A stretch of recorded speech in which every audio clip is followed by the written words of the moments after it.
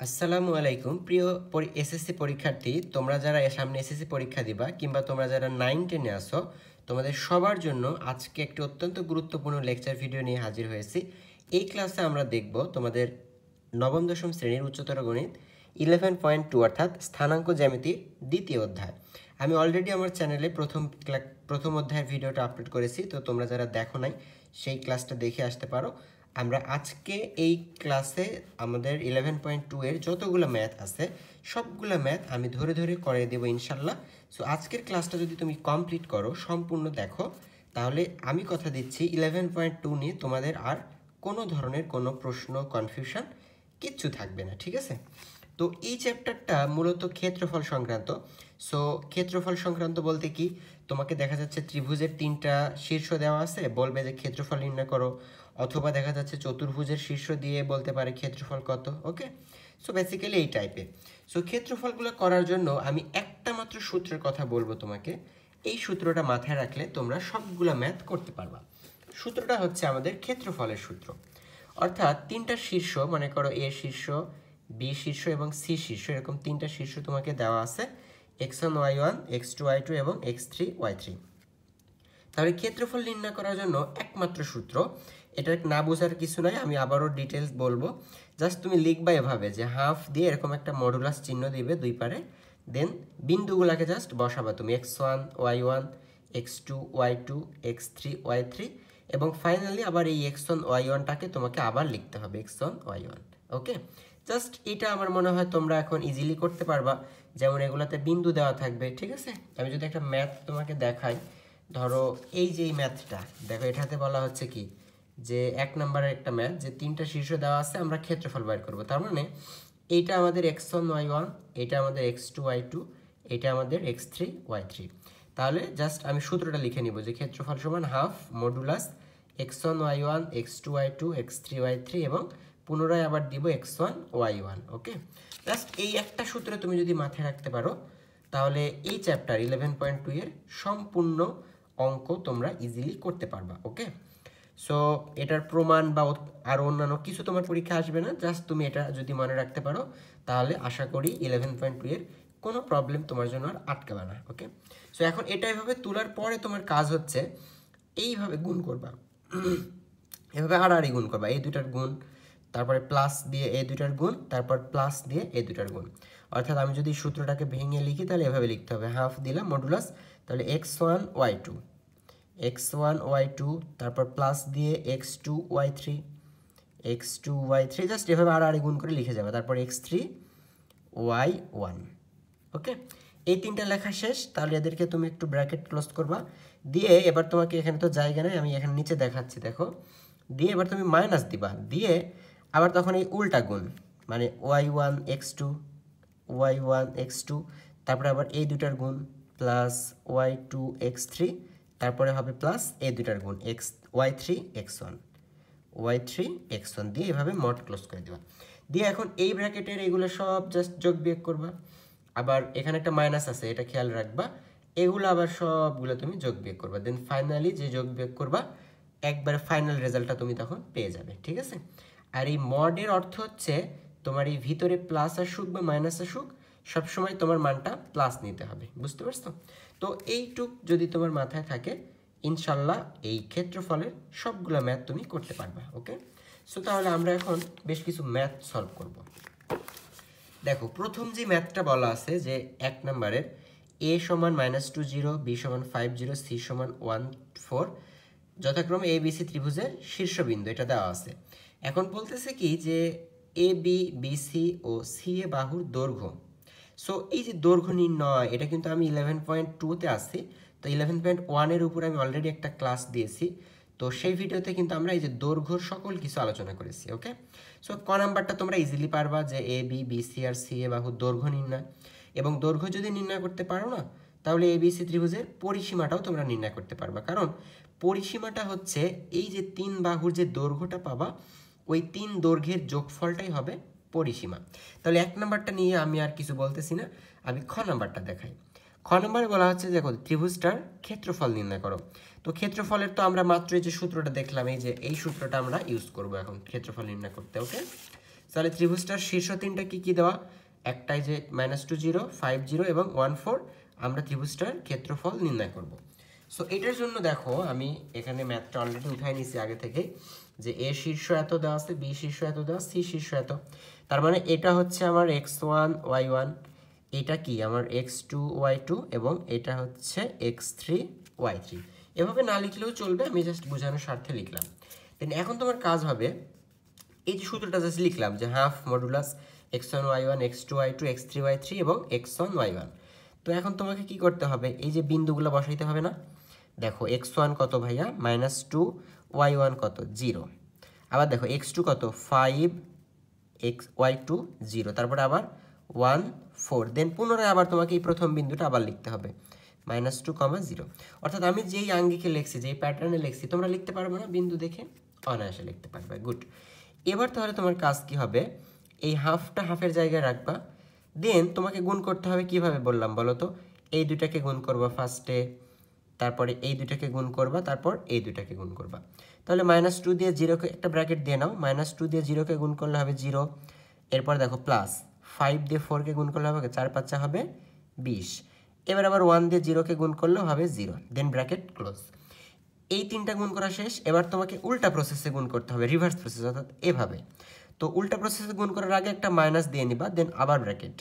তাহলে 0 দিয়ে 5কে গুণ করলে দেখো 0, প্লাস 0 দিয়ে আবার 1কে গুণ করলে কত হবে 0, তারপরে প্লাসই দিবা। বাট দেখো এই যে 4 দিয়ে -2কে গুণ করলে কত হবে, 4 দিয়ে -2কে গুণ করলে হবে -8, যার কারণে এখানে -8 হয়ে যাবে, ব্র্যাকেট ক্লোজ। এই যে আমার মডুলাসও ক্লোজ। বুঝতে পারছো কি গুণের প্যাটার্নটা কি? ফার্স্ট অফ এই দুইটা গুণ, তারপরে এই দুইটা গুণ, তারপরে এই দুইটা গুণ যোগ করলাম, দিয়ে ব্র্যাকেট ক্লোজ। এরপরে মাইনাস দিয়ে তারপরে আবার উল্টা প্রসেস, এই দুইটা গুণ, এই দুইটা গুণ, এই দুইটা গুণ, দেন লিখলাম। এবার দেখো কি কাজ, এই যে জাস্ট হাফ হাসে।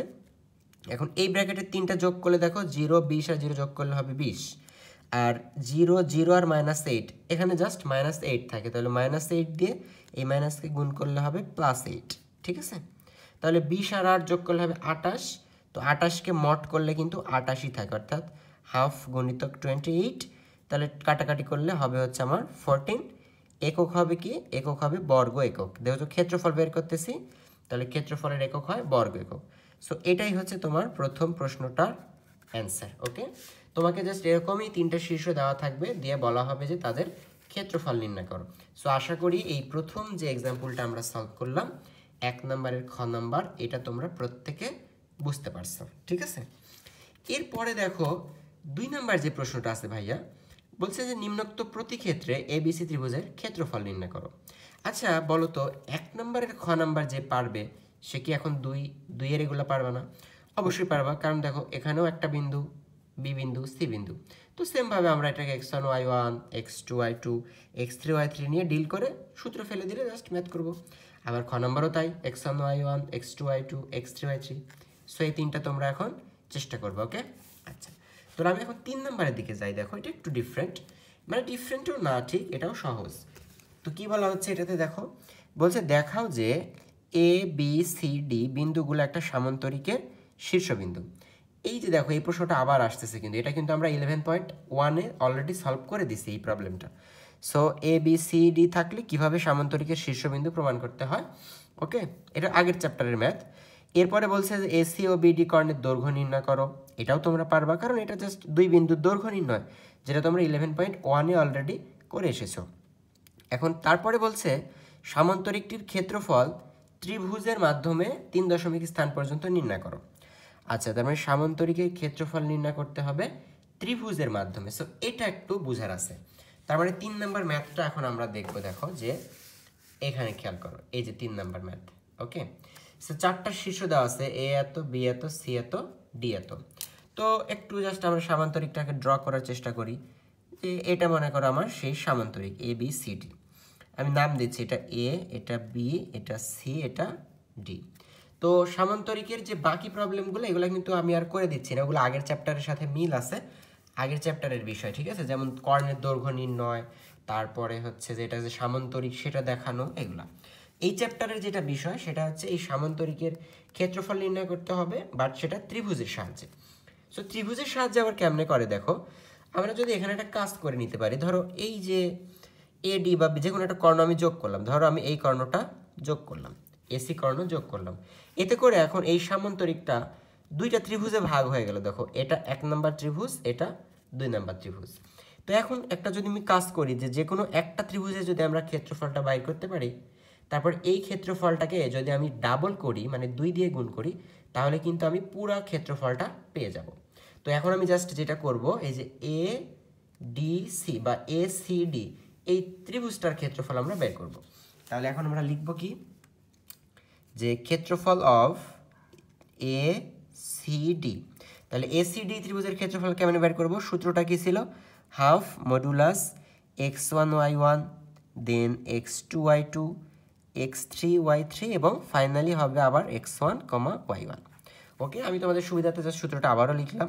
দেন এখন দেখো যে আমাদের যেহেতু আমরা বের করব এ সি ডি, আমরা বের করব এ সি ডি, তার মানে এ বিন্দুটাই হবে আমার কি x1 y1, তার মানে দেখো 1 1, সো আমি লিখে নিচ্ছি 1 1।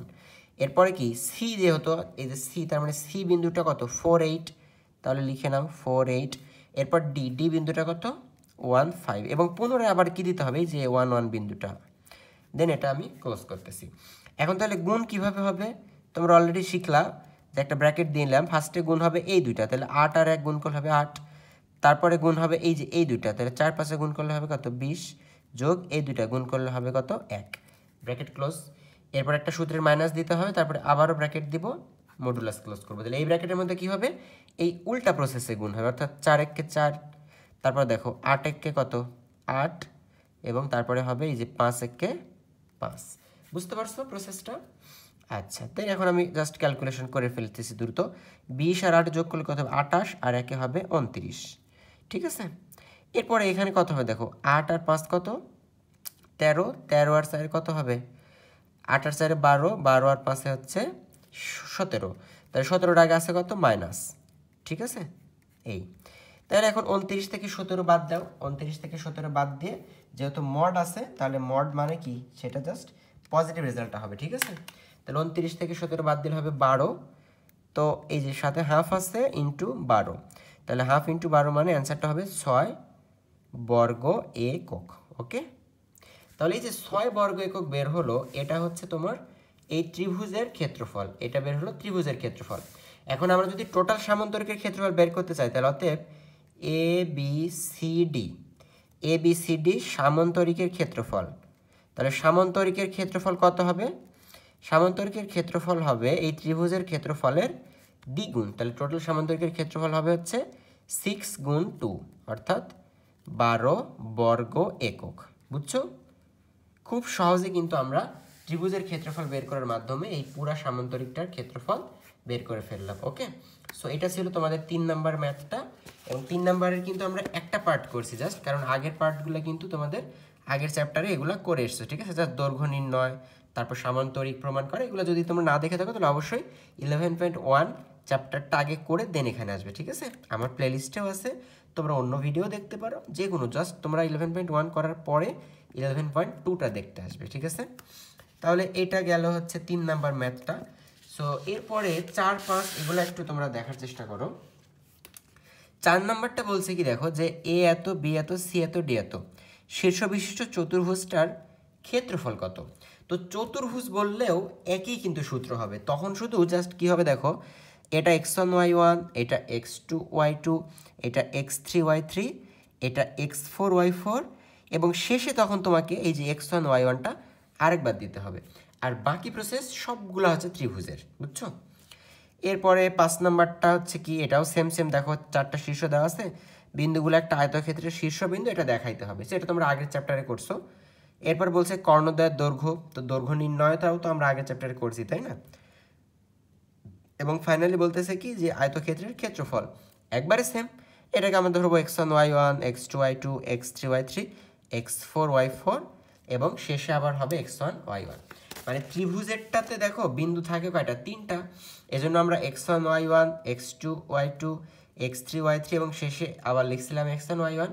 আর চতুর্ভুজের বেলায় যদি আমরা লিখতে চাই, তাহলে ধরো এরকম হবে সূত্রটা, যে হাফ মডুলাস x1 y1, এরপর x2 y2, এরপর x3y3, তারপর হবে x4y4 এবং ফাইনালি আবার হবে x1y1।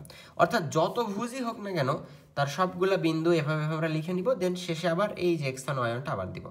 এটা শুধু চতুর্ভুজ না, ধরো পঞ্চভুজ ষষ্ঠভুজও যদি হয় তাও কিন্তু সেমভাবে এভাবে চলে যাবে, যাতে যাতে সব শেষ হয়ে যাবে, তখন লাস্টে তখন আবার আমরা x1y1টা দিয়ে দিব। ওকে, তাহলে চতুর্ভুজের এই ম্যাথটা অর্থাৎ আমাদের 4 নাম্বার 5 নাম্বার এই ম্যাথগুলো এখন তোমরা অনায়াসে করতে পারবা বলে আমার ধারণা। তাহলে 6 নাম্বার ম্যাথটা এবার আমরা দেখবো। দেখো এই সবগুলো ম্যাথ আমরা আজকে বোঝানোর চেষ্টা করব, সো তোমরা অবশ্যই ক্লাসটা সম্পূর্ণ দেখবা। 6 নাম্বারটা দেখো, বলা হচ্ছে যে তিনটা বিন্দুর স্থানাঙ্ক এ দেওয়া আছে কত 2 1 -2 1, বি হচ্ছে 10,6 এবং সি হচ্ছে a, -6। এখন প্রশ্ন বলা হচ্ছে কি, তিনটা শীর্ষ জাস্ট দেওয়া আছে। ওকে, এবার প্রশ্ন বলতেছে যে এ বি সমান বিসি হলে, এ বি সমান বিসি মানে কি, এই যে এ বি এর দৈর্ঘ্য আর বিসি এর দৈর্ঘ্য কি হবে সমান। তাহলে এ বি সমান বিসি হলে এ এর মান সমূহ নির্ণয় করো। অর্থাৎ এ বি সমান বিসি হলে এ এর মান আমাকে বের করতে বলছে, এবং পরবর্তীতে বলছে যে এ এর মানের সাহায্যে যে ত্রিভুজ গঠিত হয় তার ক্ষেত্রফল নির্ণয় করো। তাহলে আমরা প্রথম অংশটা আগে এটার করার চেষ্টা করব। যে এই 6 নম্বরে দেখো তিনটা শীর্ষ দেওয়া আছে, এই তিনটা শীর্ষ আমরা এখানে উঠায় নিছি। দেখো যে একটা হচ্ছে -2 1 10 6 এবং a, -6। এখন শর্ত মতে বলা আছে যে এ বি সমান বিসি, শর্ত মতে বলা আছে এ বি সমান বিসি। তাহলে ফার্স্ট অফ অল আমরা যে কাজটা করব সেটা হচ্ছে এ বি এর দৈর্ঘ্য বের করব। তাহলে প্রথমত আমরা এ বি এর দৈর্ঘ্যটা আসো বের করি, যে এ বি এর দৈর্ঘ্য কত হবে। তো তোমরা দৈর্ঘ্যের সূত্র দেখছো আগের ক্লাসে, দৈর্ঘ্যের সূত্রটা হচ্ছে x1 - x2 whole square plus y1 - y2 whole square. So A B এর দৈর্ঘ্য যখন বের করতে বলছে তখন এটা হচ্ছে x1 y1, এটা হচ্ছে x2 y2। তাহলে আমরা সরাসরি সূত্রটা দিয়ে বের করব। তাহলে -2 - 10 whole square plus 1 - 6 whole square, 1 - 6 whole square. So এটা ক্যালকুলেট করলে দেখো কত হয়, -2 আর -10 মিলা হবে -12, তাকে বর্গ করলে হবে 144, যোগ 1 আর -6 যোগ বিয়োগ করলে হবে -5, তাকে বর্গ করলে হবে 25। তাহলে 144 আর 25 যোগ করলে হবে 169 এবং একে রুট করলে হবে হচ্ছে আমাদের 13। ওকে, তাহলে এটা বের হলো হচ্ছে এ বি এর দৈর্ঘ্য। আচ্ছা, এবার আমরা বের করব হচ্ছে বিসি এর দৈর্ঘ্য। কেননা দেখো তোমার ম্যাথে বলা হচ্ছে যে এ বি সমান বিসি, এ বি সমান বিসি, এই কারণে আমাদেরকে বিসি এর দৈর্ঘ্যটাও বের করতে হবে। তাই এবার আমরা আসো বিসি এর দৈর্ঘ্যটাও বের করি। অনুরূপভাবে আমরা বিসি এর দৈর্ঘ্যটা বের করি। তাই বিসি এর দৈর্ঘ্যটাও কি হবে, √ x1 - x2 whole square plus y1 - y2। So BC এরটাতে আমরা সূত্রটা লিখলাম না, সরাসরি করে দিলাম। এই যে 10 - a হোল স্কয়ার প্লাস এই যে 6 - -6 মানে হচ্ছে মাইনাসে প্লাস হবে 6 + 6 হোল স্কয়ার।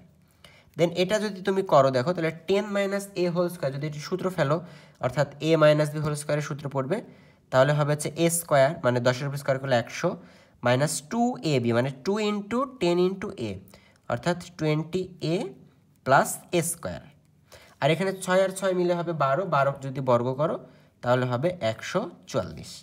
ওকে, তো ফাইনালি দেখো আমাদের 144 আর 100 যোগ করলে হবে 244 বিয়োগ 20a যোগ a স্কয়ার। ঠিক আছে, তাহলে এটা হচ্ছে আমাদের বের হলো বিসি এর মান। এখন শর্ত মতে বলা হচ্ছে যে এ বি আর বিসি সমান। তাহলে এখন আমরা লিখতে পারবো যে শর্ত মতে বা প্রশ্ন মতে, শর্ত মতে হচ্ছে আমাদের কি এই এ বি আর বিসি হচ্ছে আমাদের শর্ত মতে সমান। তাহলে এ বি এর মানটা কত দেখো 13, তাহলে আর বিসি এর মানটা কত এই যে এটা, তার মানে এটা সমান আমরা 13 লিখতে পারবো। ঠিক আছে, এটা সমান আমরা লিখতে পারবো 13, অর্থাৎ ওইটাকে আমি এপারে লিখতেছি দেখো যে √ 244 - 20a প্লাস a স্কোয়ার, এটা সমান হচ্ছে 13। এখন এই রুটটা যদি ওই পারে পার করে দিই তাহলে জাস্ট এটা একটু হিসাব করলে এরকম আসবে a square - 20a plus 244 equal to root এই পারে গেলে 13 স্কোয়ার করলে হবে 169। ওকে, তো এই 169 টাকা আবার এই পারে আসলে 244 থেকে 169 বিয়োগ হবে। তাহলে 244 থেকে 169 বিয়োগ করে দেখি, 244 বিয়োগ 169, এই মানটা আসে হচ্ছে 75। তার মানে ফাইনালি এরকম আসবে a square 20a plus 75 equal to 0। এবার এইটাকে তোমাদের মিডিল ফ্যাক্টর করে আসলে মানটা বের করতে হবে, ঠিক আছে? এটা তোমরা ক্যালকুলেটারেও সলভ করতে পারবা। ক্যালকুলেটারে এই যে মুডে গিয়ে দেখবা এদিকে চাপ দিলে ইকুয়েশন মুড আসবে, ঠিক আছে? এই যে ইকুয়েশন মুড আসবে, দেখো এইখানে এই যে ইকুয়েশন মুড এ চাপতে হবে, ঠিক আছে? এ চাপ দিলাম। এখন এটা হচ্ছে একটা সাইমাল ইকুয়েশন, তাহলে 1 নাম্বার চাপবো এবং বলছে যে আননোন কত, ঠিক আছে? আচ্ছা, এটা সাইমাল ইকুয়েশন না, এটা হচ্ছে একটা পলিনোমিয়াল ইকুয়েশন। আমি তাহলে আবার একটু রিসেট দিয়ে দেখাচ্ছি তোমাদের। জাস্ট এখানে যাবে, এই যে ইকুয়েশনে যে গেলাম, এটা হচ্ছে 2 এ যাওয়াতে হবে, মানে পলিনোমিয়াল ইকুয়েশন। এখন বলতেছে ডিগ্রি, যেহেতু এটা স্কোয়ার আছে সেহেতু এটা হচ্ছে 2 ডিগ্রি, ঠিক আছে? এবং এক্স স্কোয়ারের সহগ, মানে যে স্কোয়ারের সামনে 1 আছে 1 দিলাম।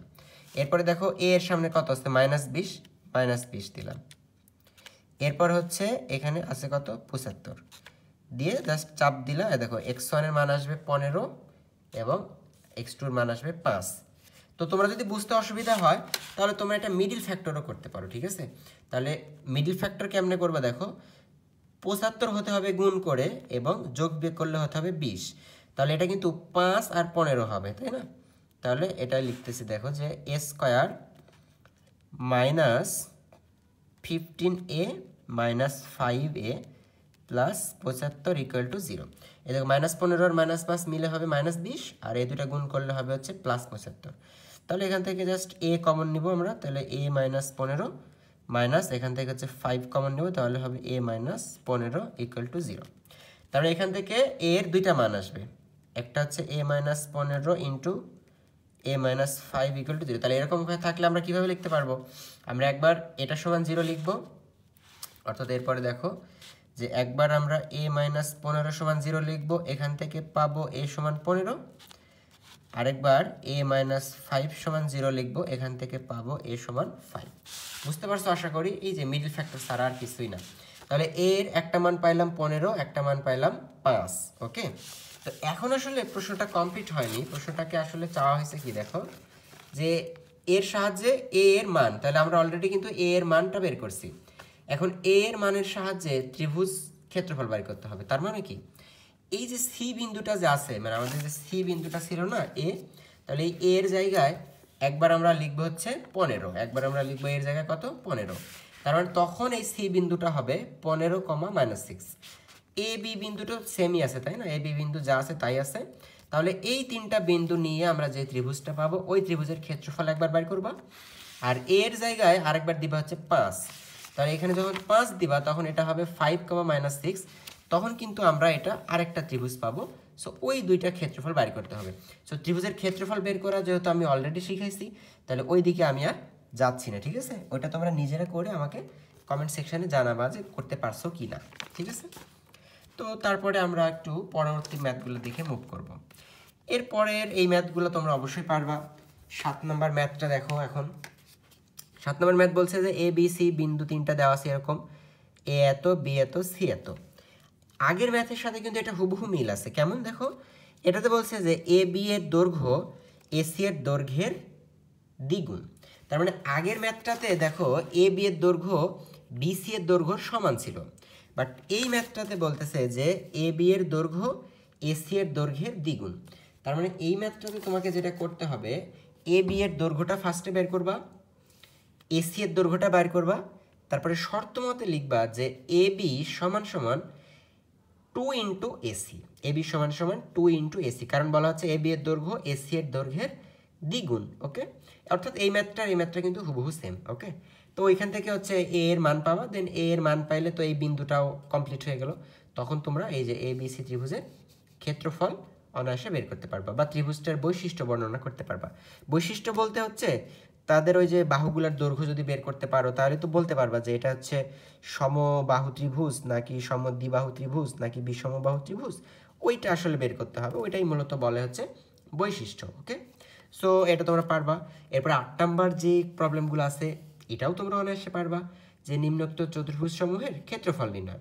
মানে ধরো এই যে এটা x1 y1 x2 y2 x3 y3 x4 y4 এবং ফাইনালি আবার দিব x1 y1। তারপরে যে ত্রিভুজের ক্ষেত্রফল যে আমরা বের করলাম না আর গুণ করে, এবং এটারও ঠিক সেমভাবে তোমরা বের করতে পারবা।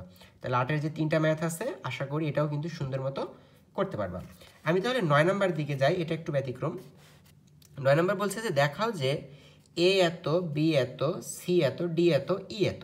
দেখো 5টা বিন্দু দেওয়া আছে এবং এটা হচ্ছে একটা বহুভুজ, তাই না? 5টা বিন্দু থাকা মানে কি এটা ত্রিভুজ না, কিন্তু এটা একটা বহুভুজ। অর্থাৎ এই যে আমাদের জাস্ট এখানে খেয়াল করো এই ম্যাথটা অনেকটা এটা, হ্যাঁ, যে 5টা বিন্দু দেওয়া আছে, তোমরা হচ্ছে যে 5টা বিন্দু দেওয়া আছে মানে এটা কিন্তু ত্রিভুজ চতুর্ভুজ না, এটা হচ্ছে একটা পঞ্চভুজ হবে। হ্যাঁ, এই পঞ্চভুজের ক্ষেত্রফল তোমাকে বাইর করতে বলছে, এইটা খেয়াল করো। এই যে এ বি সি ডি ই, তো 5টা দেওয়া আছে মানে এটা কেমন হবে, এরকম পঞ্চভুজ হবে, মানে ধরো এরকম এরকম 5টা হবে। দেখো 1 2 3, এই যে 4 আর এই যে দেখো 5, অর্থাৎ এরকম একটা পঞ্চভুজ। মানে ধরো এটা এ, এটা বি, এটা সি, এটা ডি, এটা ই। ঠিক আছে, তাহলে পঞ্চভুজ থাকলে তখন তোমার ক্ষেত্রফলটা কেমন হবে দেখো, যে আমি জাস্ট লিখি যে ক্ষেত্রফল of A B C D E, এই যে মানে পঞ্চভুজের ক্ষেত্রফল।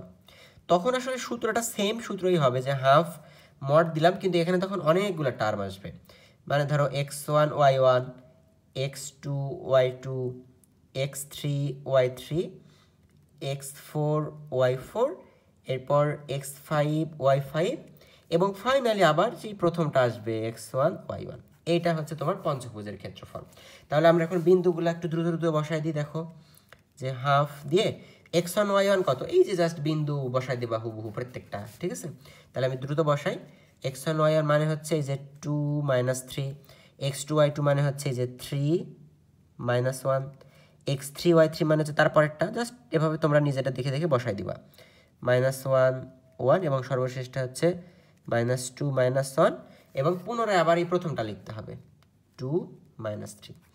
ওকে, এটা লেখা শেষ।